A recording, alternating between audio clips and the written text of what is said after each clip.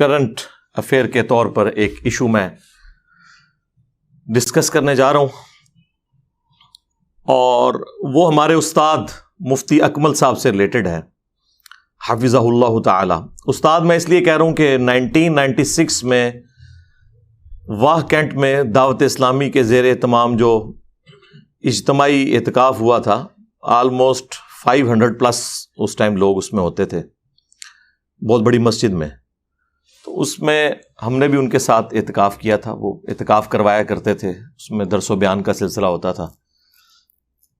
اس اعتبار سے ان سے ایک عقیدت اس وقت سے تھی، اس وقت تو خیر وہ بھی آپ سمجھ لیں درس نظامی میں انہوں نے ابھی داخلہ بھی شاید نہیں لیا تھا، اور بعد میں پھر ایک 99 میں ملاقات ہوئی، ایگزیکٹ اس رات جس رات وہ پاکستان فائنل ہارا تھا ورلڈ کپ کا آسٹریلیا سے، آخری رات تھی۔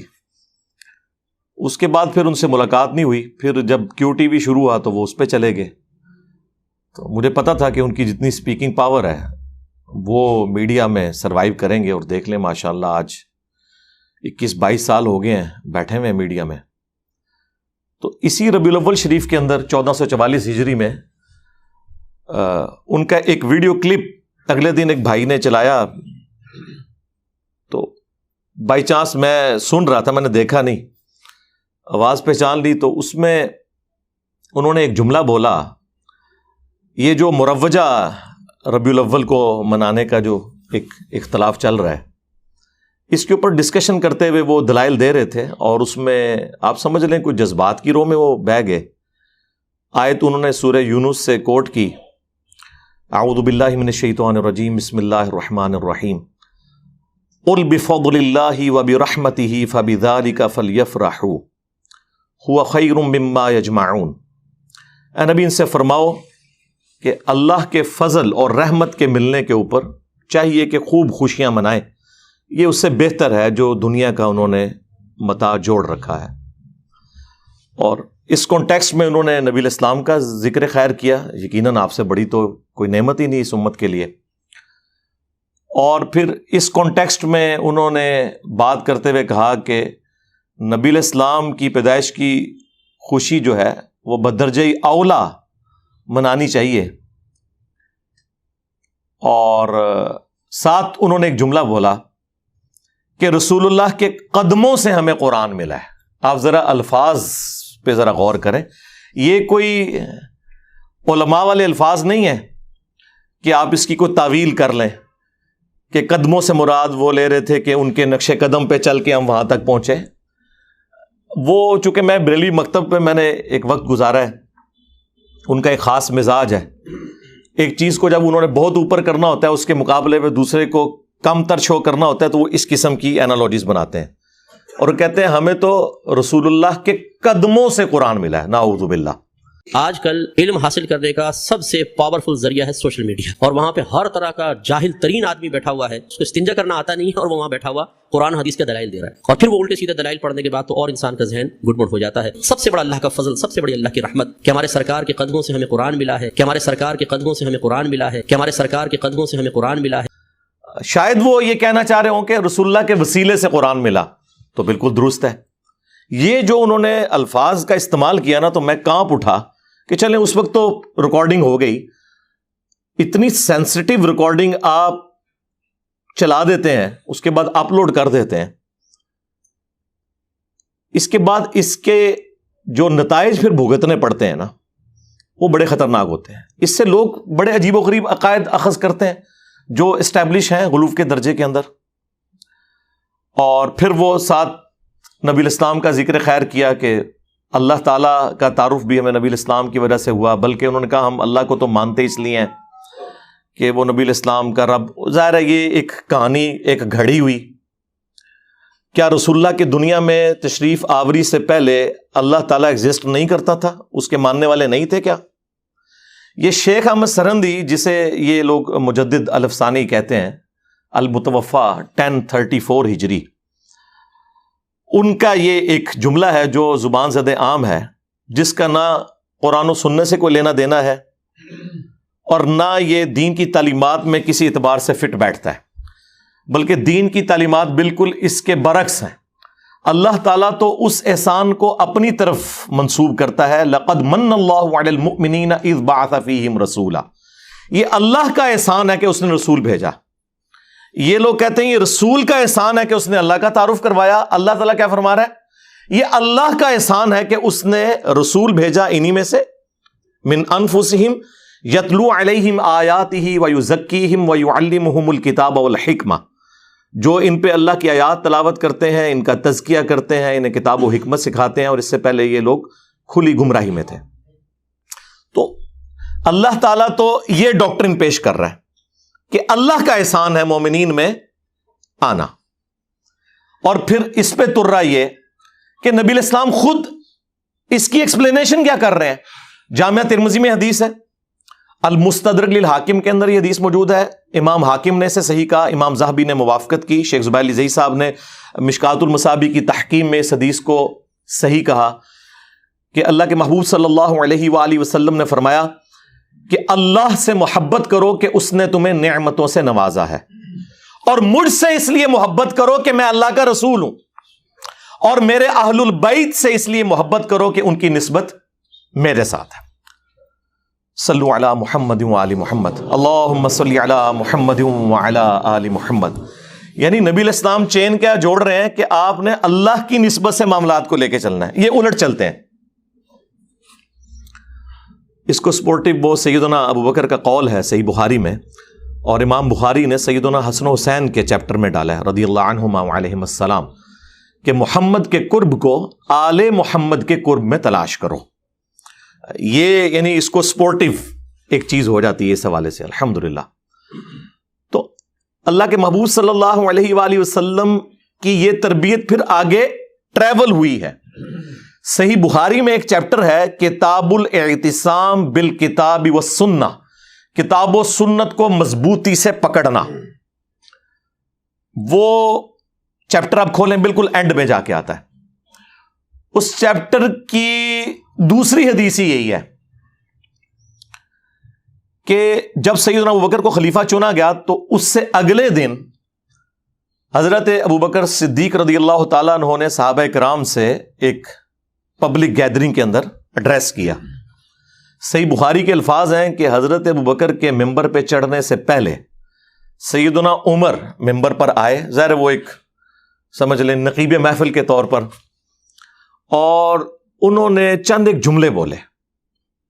وہ آپ کو رسول اللہ کی تربیت صلی اللہ علیہ وآلہ وسلم اور خلفائے راشدین کا عقیدہ، ظاہر ہے سیدنا ابوبکر کی موجودگی میں اگر حضرت عمر یہ خطبہ دے رہے ہیں اور مولا علی علیہ السلام بھی موجود ہیں، سیدنا عثمان بھی موجود ہیں رضی اللہ عنہم اجمعین وعلیہم السلام اجمعین، تو سب کی موجودگی میں حضرت عمر نے خطبہ دیا اور انہوں نے کہا، ظاہر ہے صحابہ کا غم تازہ تھا، انہوں نے کہا کہ اللہ تعالیٰ نے اپنے نبی علیہ السلام کے لیے وہ چیز پسند فرمائی جو اس نے اپنے پاس رکھی ہے.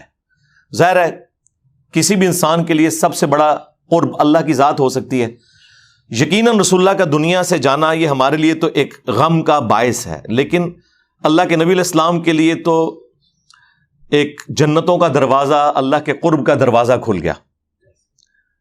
وَلَلْآخِرَةُ خَيْرٌ لَكَ مِنَ الْأُولَى. ظاہر ہے آج کی جو رسول اللہ کی زندگی ہے وہ اس زندگی سے افضل ہے جو دنیا میں گزاری انہوں نے، اور قیامت کی اس سے افضل ہوگی، اور جنت کی اس سے بھی افضل ہوگی. ہر آنے والا لمحہ پہلے سے بہتر ہے. تو سیدنا عمر نے کہا کہ نبی علیہ السلام کے لیے اللہ نے وہ پسند کیا جو ان کے پاس ہے، یعنی اس غم کو وہ ختم کرنے کی کوشش کر رہے تھے. پھر انہوں نے کہا کہ تمہارے پاس یہ اللہ کی کتاب موجود ہے جس کے ذریعے اللہ نے تمہارے نبی کو ہدایت دی، تم اس کتاب کو پکڑو تو ہدایت پا جاؤ گے. یہ اللہ کی کتاب ہے.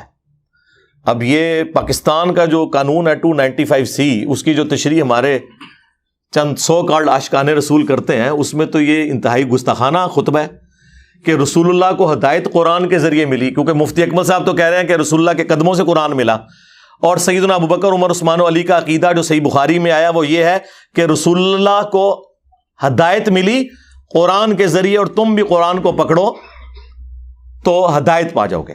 اچھا، اس ہدایت سے مراد نعوذ باللہ کوئی یہ نہ سمجھے کہ نبی علیہ السلام کوئی پہلے گمراہی پہ تھے، ایسا نہیں تھا. اعلیٰ درجے کی ہدایت جو قرآن میں بھی آیا، وَوَجَدَكَ ضَالًّا فَهَدَىٰ. اے نبی ہم نے آپ کو اپنی محبت میں خود رفتہ پایا صلی اللہ علیہ وآلہ وسلم، تو آپ کو ہدایت کی اعلیٰ منزل کے اوپر پہنچا دیا. یہ اعلیٰ حضرت کا جو ترجمہ ہے میں اسی کو صحیح سمجھتا ہوں، یہ قرآن میں فٹ ان بیٹھتا ہے، کیونکہ قرآن میں بالکل واضح آیا مَا ضَلَّ صَاحِبُكُمْ وَمَا غَوَىٰ. تمہارے نبی نہ کبھی بہکے ہیں نہ کبھی بے راہ چلے ہیں. تو یہ ضال کا جو ترجمہ بعض دیوبند اور وہابی یعنی اہل حدیث حضرات نے جذبات میں آ کے گمراہی اور بڑے عجیب و غریب الفاظ استعمال کیے، ضال کا ترجمہ یہ نبی علیہ السلام کے کیس میں نہیں بنتا. اور قرآن میں اس کی کئی ایک ایگزامپلس موجود ہیں. یوسف علیہ السلام کے بھائیوں نے اپنے باپ کا قرب حاصل کرنے کے لیے جو جملے بولے تھے سورہ یوسف میں کہ ہمارے والد جو ہیں یوسف سے زیادہ محبت کرتے ہیں جبکہ ہم ایک مضبوط جماعت ہیں. ان ابانا لفی ضلال مبین. بے شک ہمارے ابا جان تو ان کی محبت میں ڈوب چکے ہیں. یہ تو نہیں کہہ رہے تھے کہ ابا جان ہمارے گمراہ ہیں، ظاہر ہے وہ پیغمبر تھے اور پیغمبر کے بیٹے تھے، وہ پیغمبر کے صحابی تھے، ان کے ماننے والے تھے، کوئی کافر تو نہیں تھے. اور آگے بھی چل کے جب یوسف علیہ السلام کی خوشبو انہیں آتی ہے تو اور وہ کہتے ہیں اگر تم مجھے یعنی میرے بارے میں کوئی غلط گمان نہ کرو تو مجھے تو یوسف کی خوشبو آ رہی ہے. تو وہاں پر بھی ان کے گھر والے کہتے ہیں آپ تو اپنی اسی پرانی محبت میں ہیں. اور ضلالک القدیم کے الفاظ ہیں، تو اس میں جو سعودی عرب سے قرآن شائع ہوا ہے نا وہابیوں کا، صلاح الدین یوسف صاحب کا، انہوں نے بھی حاشیے میں لکھا ہے کہ یہاں جو ہے اس سے مراد گمراہی نہیں ہے بلکہ محبت میں ڈوبنا ہے. تو لہٰذا یہ اب جھگڑا چھوڑ دیں. میرا خیال ہے چپ کر کے جو اعلیٰ حضرت نے ترجمہ کیا ہے نا اسی کو صحیح مانے، وہ فٹ ان بیٹھتا ہے. مولانا مودودی رحمہ اللہ نے بھی، اور ایون ہمارے استاد ڈاکٹر اسراف صاحب رحمہ اللہ تعالیٰ وہ بھی اس کا ترجمہ اسی انداز میں کرتے تھے. نبی علیہ السلام کے لیے جب ضال کا لفظ آئے گا تو وہ وَلَضَّالِّينَ والا نہیں ہوگا، محبت میں، یعنی رسول اللہ کی محبت میں خود رفتہ تھے. ڈیٹم لیول کی ہدایت ایک پیغمبر کو پیدائش سے لے کر مبعوث ہونے تک ہوتی ہے، وہ اللہ کی حفاظت میں ہوتا ہے. ہاں اعلیٰ درجے کی ہدایت اسے اس وقت ملتی ہے جب اس پر وحی کا نزول ہوتا ہے اور اللہ تعالیٰ اسے مبعوث کرتا ہے. اس حوالے سے قرآن حکیم میں درجنوں آیات ہیں، لیکن 4 مقامات ایسے ہیں جو میں چاہ رہا ہوں کہ میں یہاں پر آپ کو ضرور اس حوالے سے بیان کر دوں تاکہ آپ کا عقیدہ درست ہو جائے کہ قرآن حکیم جو ہے وہ نبی علیہ السلام کی ہدایت کو بلند مرتبے تک بلکہ ایپیکس تک پہنچانے کا سبب بنا ہے. اور قرآن مخلوق نہیں ہے، یہ غیر مخلوق ہے، اللہ کی صفت ہے. نبی علیہ السلام تو اللہ کی مخلوق ہیں، لہٰذا نبی علیہ السلام بھی کبھی اس چیز کو پسند نہیں فرمائیں گے کہ کوئی شخص یہ جملہ بولے کہ میرے قدموں سے قرآن ملا ہے. ہاں میرے ذریعے سے ملا، بالکل درست ہے. اللہ اور مخلوق کے درمیان وسیلہ اور واسطہ وقت کا پیغمبر ہی ہوتا ہے، اس میں تو کوئی شک نہیں ہے. لیکن یہ الفاظ کا چناؤ یہ بڑا ڈینجرس معاملہ ہے. یعنی وہ پیغمبر جس کے بارے میں صحیح مسلم میں حدیث ہے کہ ایک صحابی نے خطبہ دیتے ہوئے کہہ دیا من یطع اللہ ورسولہ فقد رشد، جس نے اللہ اور اس کے رسول کی اطاعت کی وہ کامیاب ہو گیا. ومن یعصہما، اور جس نے ان دونوں کی نافرمانی کی فقد غوا، وہ بہک گیا. اور حضور غصے میں آگے فرمایا بئس الخطیب انت، کتنا برا خطیب ہے وہ تجھے چاہیے تھا کہ تو کہتا ومن یعص اللہ ورسولہ فقد غوا. صحیح مسلم 2010 نمبر حدیث ہے یہ. اس نے نہیں آگے سے بریلویوں کی طرح کہا کہ یا رسول اللہ ہم آپ کو مستقل بذات نہیں مان رہے، غیر مستقل بذات مان رہے ہیں، آپ کا یہ معاملہ محدود مان رہے ہیں، ہم عطائی مان رہے ہیں. یہ اس زمانے میں یہ کہانیاں نہیں ہوتی تھی. اور ابو داؤد میں تو آگے بڑے سخت الفاظ ہیں. آپ نے فرمایا قم اذهب، اٹھ نکل جا ادھر سے. یہ وہ شخص کہہ رہا ہے وَإِنَّكَ لَعَلَىٰ خُلُقٍ عَظِيمٍ. لیکن توحید اتنا سینسٹیو ایشو ہے کہ امام الموحدین صلی اللہ علیہ وآلہ وسلم کی ٹالرنس زیرو ہے، زیرو ٹالرنس ہے. اس لیے خدا کے لیے الفاظ کا چناؤ کرتے وقت ذرا غور کیا کریں کہ کیا نبی الاسلام آپ کے اس ایٹیچیوڈ سے خوش ہوں گے جس طرح کی آپ باتیں کر رہے ہیں. حالانکہ اس صحابی نے کوئی آؤٹ آف کانٹیکسٹ جملہ نہیں بولا, لٹریچر میں یہ پرفیکٹ جملہ تھا کہ جو اللہ اور اس کے رسول کی اطاعت کرے وہ کامیاب ہوا, جو ان دونوں کی نافرمانی کرے وہ ناکام ہوا. بلکہ یہ جملے کا عیب ہوتا ہے اس چیز کو ریپیٹ کرنا.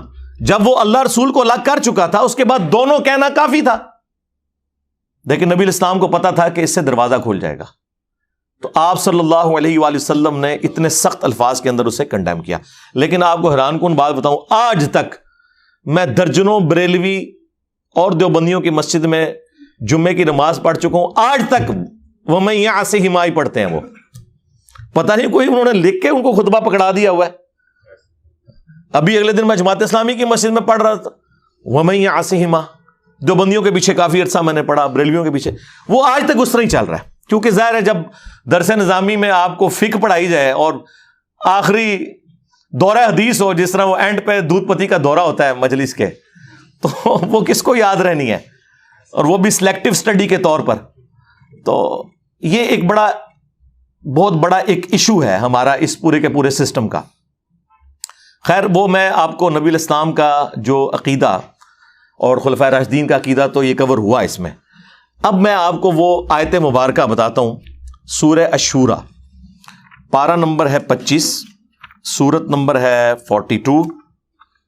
اس کے اینڈ پہ جا کے اللہ تعالیٰ نے یہ عقیدہ بالکل کلیئر کر دیا. میرے پاس ایک بار میرے والد صاحب کے ایک دوست, بلکہ ہمارے وہ پیر بھائی بھی سیال شریف وہ بیت تھے, ابھی بھی ہیں ماشاءاللہ, ڈاکٹر صاحب, وہ آئے تو ان دنوں میں نیا گمراہ ہوا تھا, 2008 کی بات ہے. تو مجھے آتے ہی انہوں نے پہلا سوال کیا کہ آپ کا نبی اسلام کے بارے میں کیا عقیدہ ہے کہ آپ کو نبوت کب ملی؟ میں نے کہا جی جو آپ کا عقیدہ ہے کہ عمر مبارک جب 40 سال ہوئی تو آپ مبعوث ہوئے. بہرحال نبی پیدائش سے لے کر اس وقت تک اللہ کا پیغمبر ہوتا ہے, وہ اللہ کی حفاظت میں ہوتا ہے. اور میں نے کہا یہ اعلیٰ حضرت نے بھی یہی لکھا ہوا ہے. کہتے ہیں کدھر لکھا ہے؟ میں نے کہا یہ کنز الایمان شریف میں نے اتار لیا اور میں نے کہا یہ سورہ الشورى میں پڑھنے لگا ہوں, جو اس سے عقیدہ بنتا ہے اعلیٰ حضرت کا ترجمہ پڑھوں گا, آپ مجھے بتا دیں کہ میں اس کے علاوہ کوئی اور عقیدہ رکھ سکتا ہوں. خیر, وہ جب انہوں نے سنا خاموش ہو گئے. مانا یا نہیں مانا یہ الگ بات ہے, لیکن خاموش ہو گئے. یہ وہ آیات ہیں جی, آیت نمبر 51, وَمَا كَانَ لِبَشَرٍ أَن يُكَلِّمَهُ اللَّهُ, اور کسی انسان کی یہ شان ہی نہیں کہ اللہ تعالیٰ اس سے کلام کرے, الا وحیًا, ہاں یہ ہے کہ اللہ تعالیٰ اس پر وحی بھیجے, یعنی ایکسیپشن دی جا رہی ہے پیغمبروں کی. او من وراء حجاب, یا پھر پردے میں اللہ تعالیٰ گفتگو فرمائے, جس طرح کہ موسیٰ علیہ السلام کے ساتھ ہوئی کوہ طور پر, اور ہمارے محبوب صلی اللہ علیہ وآلہ وسلم کے ساتھ ہوئی شب معراج. او یرسل رسولا, یا اس کی طرف کوئی رسول بھیج دے, فیوحی بإذنہ ما یشاء, اور وہ وحی کر دے اللہ تعالیٰ کے اذن کے ساتھ, جو اللہ تعالیٰ اذن دے. جو کچھ اللہ تعالیٰ نے وحی کرنا ہے وہ پیغمبر کی طرف وحی کر دے وہ فرشتہ. انہ علی حکیم, بے شک وہ اونچا ہے, حکمت والا ہے, بلند و بالا ہے. وَكَذَلِكَ أَوْحَيْنَا إِلَيْكَ, اور بالکل اس طریقے سے اے نبی ہم نے آپ کی طرف بھی وحی کی. روحا من امرنا, اپنی طرف سے امر روح, روح جو امر بھی ہے. اچھا, روح کا لفظ حضرت جبرائیل کے لیے بھی آیا ہے, روح کا لفظ قرآن کے لیے بھی آیا ہے, وحی کے لیے, اور روح نبی الاسلام کے لیے بھی ہے. ما کنت تدری ما الکتاب ولا الایمان, اس قرآن کے نزول سے پہلے نہ تو آپ کتاب سے واقف تھے نہ ایمان سے. میں نے کہا یہ اعلیٰ حضرت کا ترجمہ پڑھ لیں. انہوں نے کیا ترجمہ کیا ہوا ہے؟ اے نبی اس قرآن کے نزول سے پہلے نہ آپ کتاب کے بارے میں جانتے تھے نہ احکام شرع کی تفصیلات. یہ انہوں نے ترجمہ کیا. کتاب واضح لکھا ہوا تھا, ایمان واضح. چلیں پھر بھی شکر ہے الٹ ترجمہ نہیں کر دیا, جس طرح وہ سورہ فتح کی شروع کی آیات کا کر دیا انہوں نے. اور ہمارے استاد اور مفتی صاحب کے استاد نے ان پہ گرفت کی ہے, غلام سعود سعیدی صاحب نے رحمہ اللہ تعالی. تو یہاں پہ ترجمہ انہوں نے کافی حد تک ٹھیک کیا. یعنی نبی الاسلام ان تفصیلات سے واقف نہیں تھے. بہرحال ڈیٹم لیول کا تو ایمان ہوتا ہے, صحیح مسلم میں حدیث ہے میں اس پتھر کو بھی پہچانتا ہوں جو بعثت سے پہلے مجھے سلام کیا کرتا تھا. تو نبی الاسلام کو یہ یعنی اشارے تو ملنے شروع ہو گئے تھے کہ آپ ایک ایکسٹراڈنری پرسنالٹی ہیں. پھر صحیح مسلم میں آیا کہ بچپن میں آپ کا سینہ چاک کیا گیا اور پھر وہ سیا گیا. یہ پورا جو واقعہ ہے جو نمبر آف ٹائمز ہوا ہے معراج کے موقع پر بھی ہوا ہے. نبی اسلام کے یہ ایکسپیرینسز بعثت سے پہلے کے تھے. وَلَكِنْ جَعَلْنَاهُ نُورًا نَهْدِي بِهِ مَن نَّشَاءُ مِنْ عِبَادِنَا, بلکہ ہم نے اس قرآن کو نور اور ہدایت بنا دیا ہے. اس کے ذریعے ہم ہدایت دیتے ہیں اپنے بندوں میں سے جسے چاہتے ہیں. وَإِنَّكَ لَتَهْدِي إِلَىٰ صِرَاطٍ مُسْتَقِيمٍ, اور بے شک اے محبوب صلی اللہ علیہ وسلم آپ لوگوں کو صراط مستقیم کی طرف ہدایت دیتے ہیں. نبی الاسلام سراپا ہدایت ہیں, لیکن وہ ہدایت کی اعلیٰ منزل پہ قرآن کے ذریعے آپ کو پہنچایا گیا. وَوَجَدَكَ ضَالًّا فَهَدَىٰ, ہم نے آپ کو اپنی محبت میں خود رفتہ پایا. اور ظاہر ہے یہ خود رفتہ بھی خود سے تو نہیں پایا, اللہ نے ان کی جبلت میں رکھا. وہ تو حدیث ہے مسند احمد میں, دلائل النبوہ امام بیہقی کی کتاب میں, مشکات المصابیح میں موجود ہے. شیخ البانی شیخ زبیر لزئی نے اسے صحیح کہا کہ میں اللہ کے ہاں اس وقت بھی خاتم النبیین لکھا ہوا تھا جب آدم علیہ السلام ابھی روح اور جسم کے درمیان تھے. میں دعائے ابراہیم ہوں, میں عیسیٰ کی بشارت ہوں, میں اپنی ماں کا وہ خواب ہوں جو انہوں نے میری پیدائش کے وقت دیکھا کہ ان کے لیے ایک نور ظاہر ہوا جس سے شام کے محلات بھی ان کے سامنے روشن ہو گئے. یعنی آپ کی والدہ محترمہ سلام اللہ علیہا کو اللہ تعالیٰ نے یہ خوشخبری دے دی تھی کہ آپ سے جو بیٹا پیدا ہوگا بالآخر اس کی حکومت اور اس کی دعوت اس وقت کی سب سے بڑی سپر پاور رومن امپائر کو بھی سپر چیٹ کر جائے گی. صلو علی محمد وعلی محمد, اللہم صلی علی محمد وعلی آل محمد. تو نبی الاسلام کی پرسنالٹی ایک ایکسٹراڈنری پرسنالٹی. اچھا, اب اس عقیدے کو آپ مزید سمجھیں. سورہ یونس کی وہ آیات,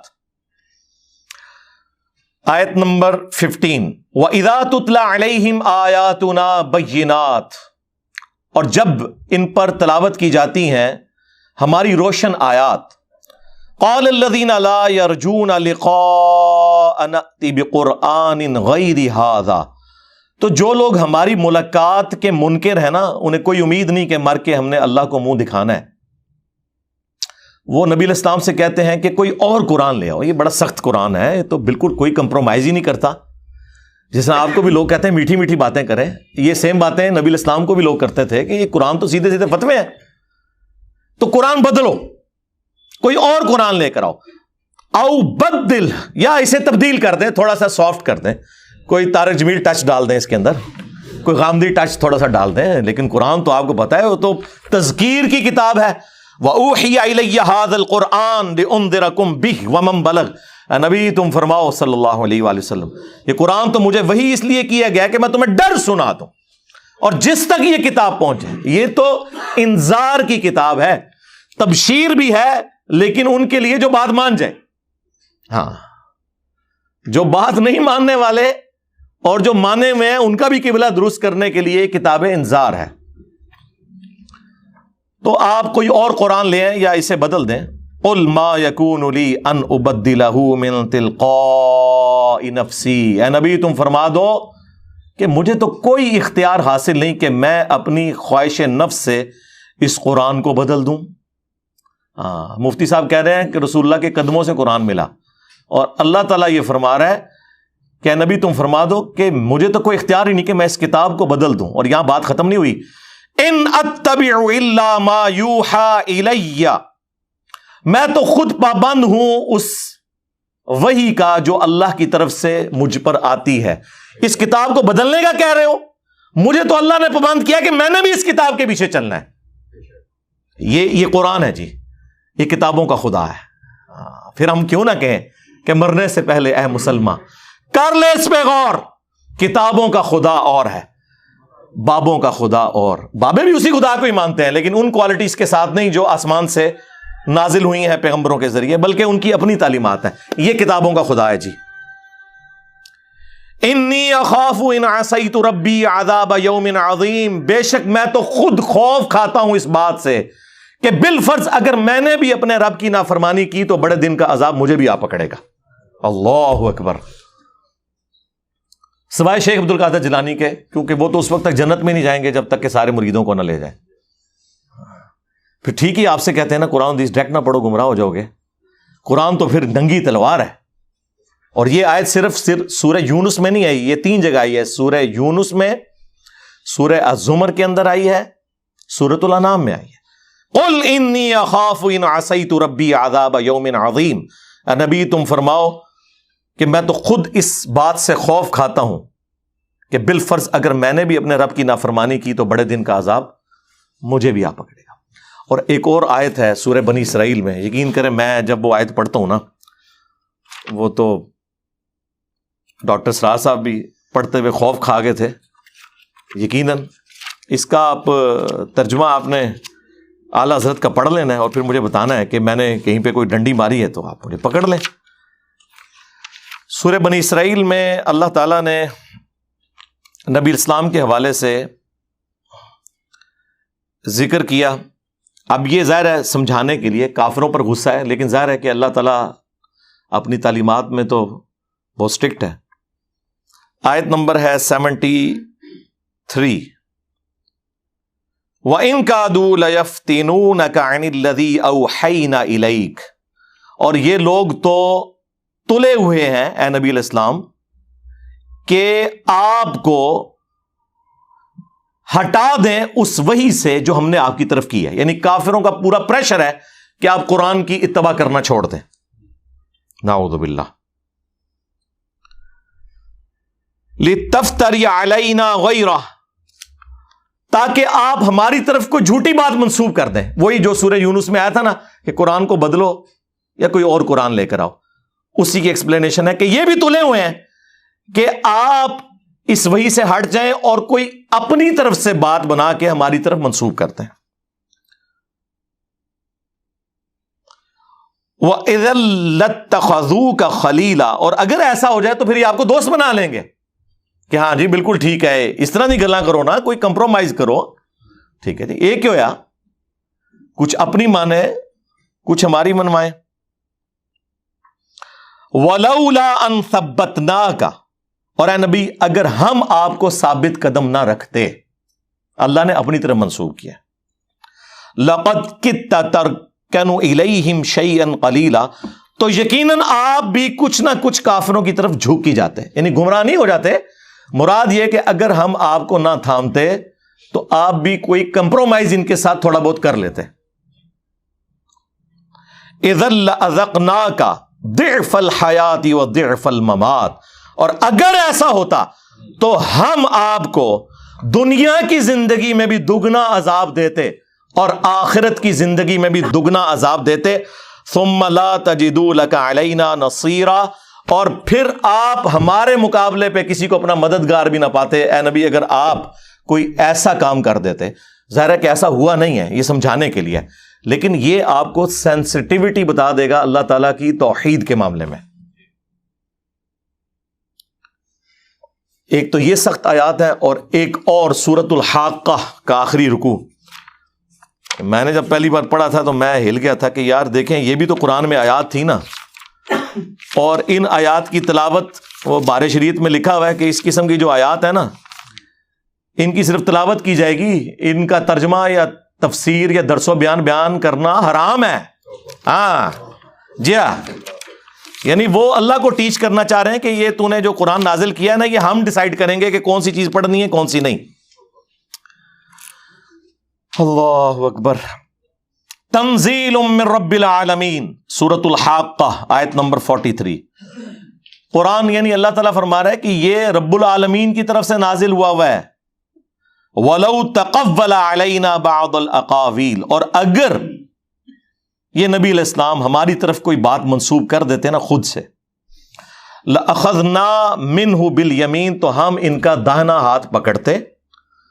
ثُمَّ لَقَطَعْنَا مِنْهُ الْوَتِينَ. اور ہم ان کی رگے جان کاٹ دیتے اگر یہ بھی ہماری طرف کوئی بات ایسی منسوب کرتے جو ہم نے وہی نہیں کی.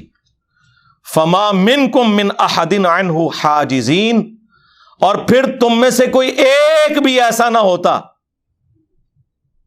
جو ان کو ہم سے بچا سکتا.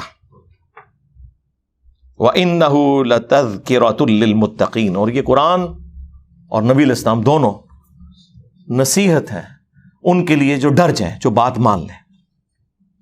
یہ آیات ہیں. یہ آیات یہاں پہ یہ کنفلکٹ بن گیا کہ اس سے کوئی شان رسالت میں تنقیص ہو رہی ہے. میں کہتا ہوں جی ان آیات کے سوا ہمارے پاس کوئی آیتیں ہی نہیں ہیں یہ ثابت کرنے کے لیے کہ یہ کتاب رسول اللہ نے نہیں لکھی. جو شخص کتاب خود لکھتا ہے اپنے بارے میں یہ کچھ لکھے گا؟ میں نے وہ سلمان رشدی کے کتاب کا جب پوسٹ مارٹم کیا تھا پچھلے دنوں سٹینک ورسز کا، اس میں بھی میں نے یہ آیات کوٹ کی تھی کہ کوئی بھی آتھر جب بک لکھتا ہے وہ اپنے بارے میں اس طرح کی باتیں نہیں کبھی لکھتا. یہ تو آیات ہیں جو آج بیان کرنے والی ہیں، یہ بتانے کے لیے کہ یہ کلام اللہ کا نازل کردہ ہے، یہ رسول اللہ نے خود نہیں لکھا صلی اللہ علیہ وآلہ وسلم. اور ہم نے اسے گستاخی کا مسئلہ بنا کے ہر بندے نے یعنی قرآن میں سے نہ اپنی مطلب کی چیزیں نکالی ہوئی ہیں. کسی کو اولیاء کی گستاخی نظر آ جاتی ہے، کسی کو انبیاء کی گستاخی، کسی کو صحابہ کی گستاخی، کسی کو اہل بیت کی گستاخی نظر آ جاتی ہے. اللہ کی گستاخی نہیں آج تک منو کدھر نظر آئی. کدھر تسی پڑھے ہے یہ اللہ دا گستاخ ہے، گستاخ اولیاء ہے، گستاخ رسول ہے، گستاخ اہل بیت، گستاخ صحابہ، گستاخ اللہ. یہ ٹرم کدے سنی جے؟ ہاں اللہ دے سکے ہونا تے گل کرنا. ہاں اللہ نے انہوں سائڈ تے رکھے ہے. وہ کہتے ہیں ان کائنات دا نظام بابے چلا رہے ہیں، اہل بیت چلا رہے ہیں، انبیاء چلا رہے ہیں، نعوذ باللہ.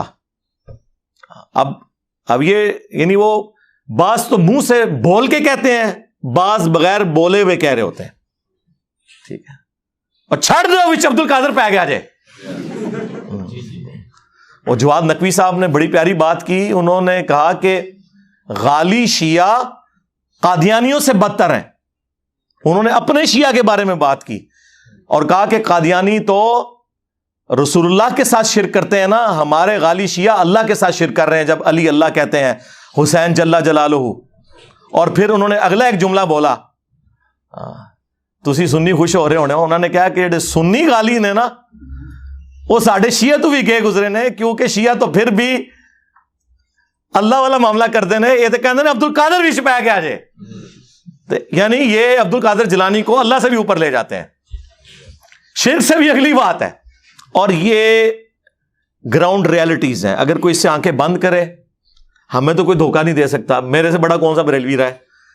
31 سال تک میں بھی بریلوی رہا ہوں. ہمیں پتا تھا کہ یہ سب کچھ اسٹیبلش عقیدے ہیں ان کے، عوام میں بتانے کے لیے کچھ، خواص میں بتانے کے لیے کچھ، کتابوں میں لکھنے کے لیے کچھ، جوڈیشری میں ثابت کرنا پڑے تو کچھ اور. تو وہ بات مفتی اکمل صاحب حفظہ اللہ تعالیٰ سے شروع ہوئی تھی. ہم انہیں یہ کہیں گے کہ آپ اس کے اوپر رجوع ریکارڈ کروائیں اپنا، اور اپنے الفاظ کے چناؤ کو. میں وہ والا کام نہیں کروں گا بریلوی والا، گستاخ ہو گیا 295C لا دو، ایک ہی سزا سرطان سے جدا. نہیں، بٹ ٹھیک ہے، سلپ آف ٹنگ ہو گیا ہے، جذبات میں کوئی بات کر دی ہے، ٹھیک ہے. ہم علمی طریقے سے اپنا مقدمہ آپ کے سامنے رکھیں گے، آپ کی عوام کے سامنے رکھیں گے، ٹھیک ہے. اب وہ جو آپ نے میلاد کے حوالے سے بات کی تھی، اس میں بھی تھوڑا سا میں عرض کر دوں کہ وہ جو آپ نے آیت پڑھی تھی نا، وہ تو قرآن کے بارے میں تھی تعویل خاص کے اعتبار سے. اس سے جو پچھلی آیت ہے سورہ یونس کی آیت نمبر 57، اس میں اللہ تعالیٰ کیا فرما رہا ہے؟ یا ایھا الناس قد جاءتکم موعظۃ من ربکم وشفاء لما فی الصدور وہدی ورحمۃ للمؤمنین. اے پوری انسانیت، بے شک تمہارے پاس آ گئی ہے کون سی کتاب ہے؟ جو واعظ ہے اور شفا ہے دلوں کی بیماریوں کی. سب سے بڑی بیماری شرک، اور مومنین کے لیے اس میں رحمت ہے، ہدایت ہے. اور پھر ساتھ آیا قل بفضل اللہ وبرحمتہ فبذلک فلیفرحوا. اے نبی ان سے فرماؤ کہ اللہ کی رحمت اور فضل کے اوپر ان کو چاہیے خوب خوشیاں مناؤ، یعنی جشن قرآن مناؤ. یہ نہ کہو کہ قرآن ڈائریکٹ پڑھو گے تو گمراہ ہو جاؤ گے. اے جشن قرآن ہے اور رہ جاتے حدیث ڈائریکٹ نہ پڑھو گمراہ ہو جاؤ گے. یہ جشن قرآن ہے. ہاں اس کی کرالری میں نبی علیہ السلام کو بھی آپ بالکل، آپ علیہ السلام بھی اللہ کی نعمت ہے، اس میں کوئی شک نہیں. لقد من اللہ علی المؤمنین اذ بعث فیہم رسولا. اللہ کا احسان ہے، وہ نعمت ہے کہ جس کا احسان اللہ تعالیٰ نے مومنین کے اوپر جتایا ہے. وما ارسلناک الا رحمۃ للعالمین. نبی علیہ السلام تو رحمت ہے تمام جہان والوں کے لیے، کورالری کے طور پہ درست ہے آپ کی بات، تو ہم میلاد کے قائل ہیں میرے بھائی۔ اس آیت مبارکہ سے قرآن کی جشن قرآن ثابت ہوا، اور آپ نے کورالری کے طور پر جشن میلاد مصطفیٰ صلی اللہ علیہ وآلہ وسلم ثابت کیا، اور ہمارے نبی نے دونوں چیزوں کو ایک جگہ جمع کر دیا۔ صحیح مسلم کی حدیث 2750، نبی علیہ السلام سے پوچھا گیا کہ آپ پیر کا منڈے کا روزہ کیوں رکھتے ہیں؟ تو فرمایا فیہ ولدت وفیہ انزل علیہ، اس دن میں پیدا ہوا اور اس دن مجھ پر پہلی دفعہ وحی نازل ہوئی۔ یعنی پیدائش کی خوشی اور جشن قرآن کی خوشی کو نبی علیہ السلام نے ایک جگہ جمع کیا، سال بعد نہیں، ہر مہینے نہیں، ہر ہفتے منڈے کا روزہ رکھ کے۔ رہ گیا یہ مروجہ جو معاملات ہیں، اس میں کس حد تک ہم معاملات کو درست سمجھتے ہیں، کن چیزوں کو ہم غلو پر مبنی سمجھتے ہیں، وہ میں محفل میلاد 2 ہفتے پہلے یہاں پہ ریکارڈ کروا چکا ہوں اسی گرین پگڑی کے اندر، وہ آپ دیکھ لیں۔ یہاں پہ بھی محفل میلاد ہم نے کی تھی، اور آلموسٹ 25-30 کے قریب جو سوالات ہیں پبلک کے، وہ میں نے ایڈریس کر دیے تھے۔ صلو علی محمد وآل محمد، اللہم صلی علی محمد وعلی آل محمد واصحاب محمد وازواج محمد وامت محمد اجمعین الی یوم الدین، آمین۔